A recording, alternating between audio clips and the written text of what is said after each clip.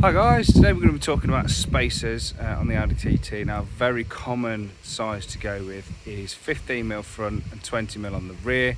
That's on the standard wheels, and that gives a very nice result of getting both the wheels flush with the wheel arches. The spacers that we're going to be using today are the CB Autos. They're anodized. They've got a couple of nice little features which I'm going to talk you through in a second. But yeah, let's get this car sorted.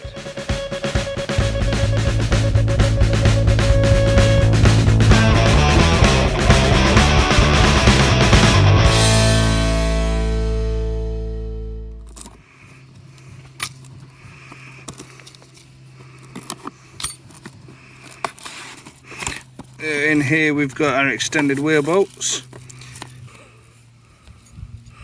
There you go. This one's 15mm longer, this one's 20mm longer.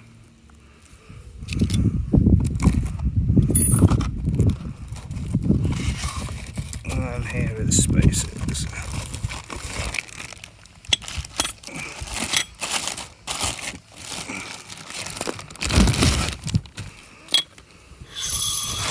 So this is a really nice design. You've got this lip, obviously, is what the wheel sits on. This is nice and strong.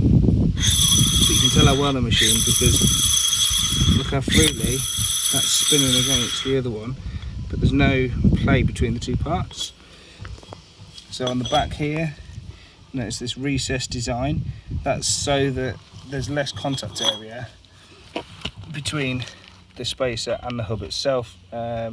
Corrosion can occur between the two metals on other designs, which means that these get stuck on. And then if they do get a little bit stuck, they've got these recesses here which allow a tool to get behind and pop the spacer off the hub. So those design features there are certainly a lot better than the cheap spacers that you can get on eBay and Amazon, etc. Yeah, these are the 20mm, as I say, and they're just very nicely made. Right, let's get them on the car.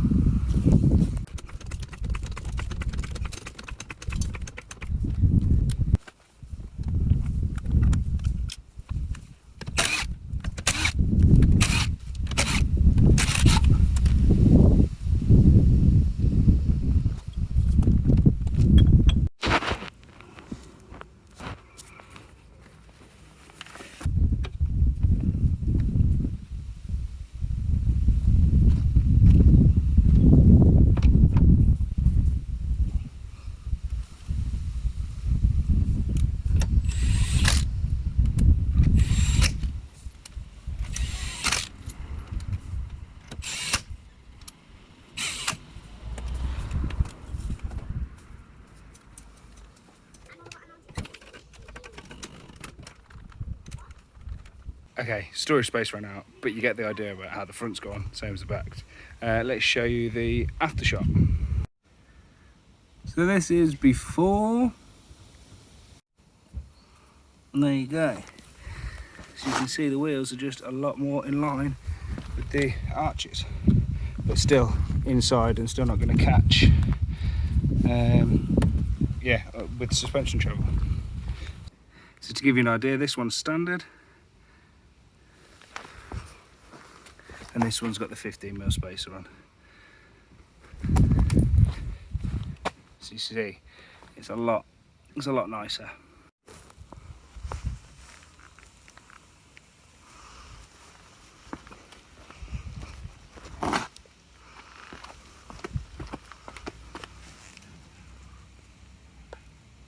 My thoughts on the CB Auto spacers, very good. Better than most of the spacers that I've ever used before, probably all of them that I've ever used before, because these are the only ones that I've ever used that have got that little notch 4 times around the outer circumference for if you need to pry it off, which has caused me no end of issues over the years with cheaper spacers that just decide to get themselves stuck and cause me massive issues. So yeah, hope this helps make your decision. Just as a point of interest, this car is lowered 40mm, so it's 20mm lower than facelift height. or 40mm lower than pre-facelift height. So yeah, 40mm lower, 20mm space at the rear, 50mm space at the front is the best stance in my opinion. Anyway, cheers guys, see you next time.